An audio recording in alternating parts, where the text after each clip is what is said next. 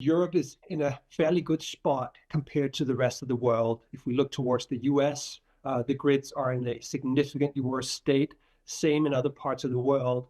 That said, we are entering a new era where the amount of threats and challenges for running stable electricity grids are on the rise.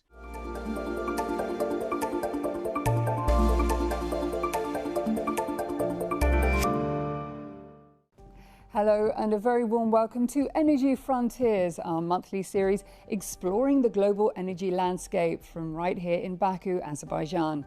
This month we're asking, how do we build resilient networks for the future as electrical grids, transmission lines, oil and gas pipelines, ports and other energy installations are increasingly coming under threat, with hazards ranging from cyber to physical attacks to damage from extreme weather.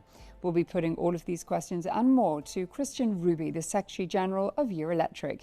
But first, here's a quick look at where we stand today. Renewables will dominate Europe's electricity generation by 2050, so the need for more flexible, decentralized and secure infrastructure is urgent. At the same time, cyber attacks on Europe's energy sector have surged, threatening the stability and resilience of critical systems. Eurelectric, the Federation of Europe's electricity industry, also points to risks linked to climate change. It says weather damage to aging grids has risen exponentially in recent years, underscoring the vulnerability of existing infrastructure. It also suggests that EU countries and Norway must invest around 67 billion euros per year until 2050 to upgrade and future-proof their grids through the energy transition. I'm delighted to say that joining me now from the Bulgarian capital, Sofia, is Kristian Ruby, the Secretary General of Eurelectric. Kristian, it's great to see you. Thank you for being here today. Great to see you here.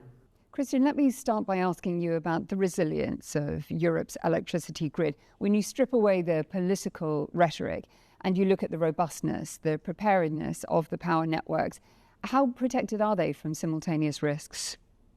So the answer is that Europe is in a fairly good spot compared to the rest of the world. If we look towards the US, the grids are in a significantly worse state, same in other parts of the world. That said, we are entering a new era where the amount of threats and challenges for running stable electricity grids are on the rise. We have sabotage, we have hot wars, we have cyber attacks, and we have extreme weather. This is all making it much more difficult to deliver electricity reliably. That said, there are regions where the infrastructure is more robust. For instance, in the Nordics, this is also a region that is more interconnected than the others.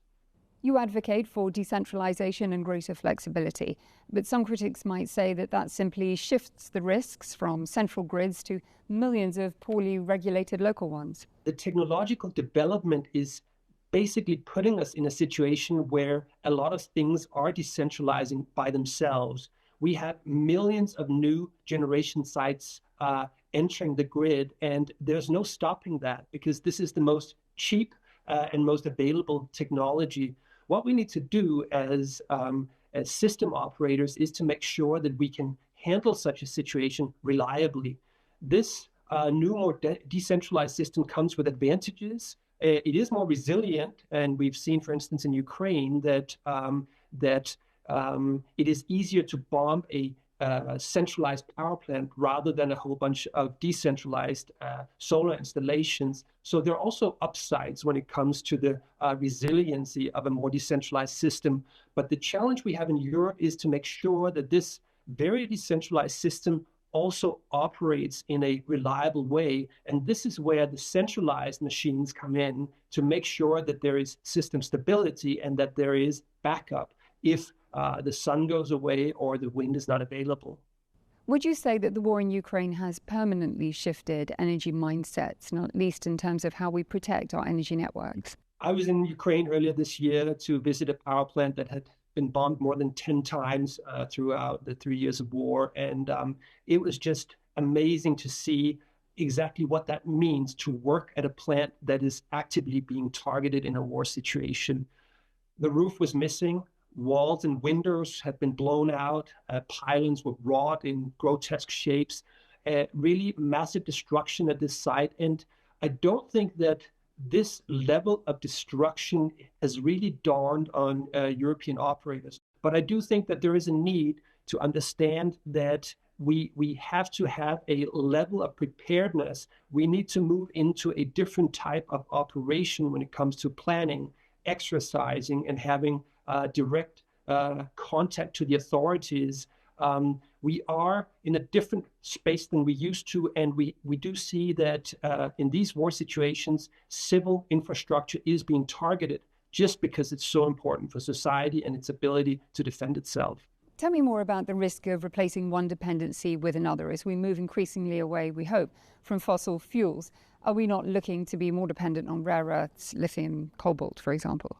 This is certainly something we need to be aware of. And this is also why that we shouldn't walk into a single technology path for the energy transition. That said, I think it's important to underline that there are a number of very strong European supply chains in the electricity space. We have a strong wind industry in Europe. We are very good at producing gas turbines. We have a lot of manufacturing sites for grid equipment, transformers, cables, et cetera, et cetera. And we also have a nuclear industry. So there are a number of European industries that can gain directly from this. And then we need to gauge carefully the other stuff we import so that we don't replace one dependency with another. Lastly, Kristian, if you had just 1 minute to meet and brief negotiators and policymakers on the ground in Brazil at COP30, what would you urge them to prioritize? It's a good question. I think there's some very interesting developments in the climate negotiations where for the first time, the focus begins to shift on clean energy infrastructure such as renewables, as grids, et cetera, et cetera. That's a very welcome development. The other thing where we could do more is our interconnectors with our neighbors. If we look at Northern Africa, there's a potential for clean energy that we could harness more. If we look towards Turkey, for instance, or other neighbors, there is a potential to work more together and trade energy more than we're doing today. That's all we have time for, Kristian, but thank you so much for joining me from Bulgaria. Thank you. Pleasure to be here.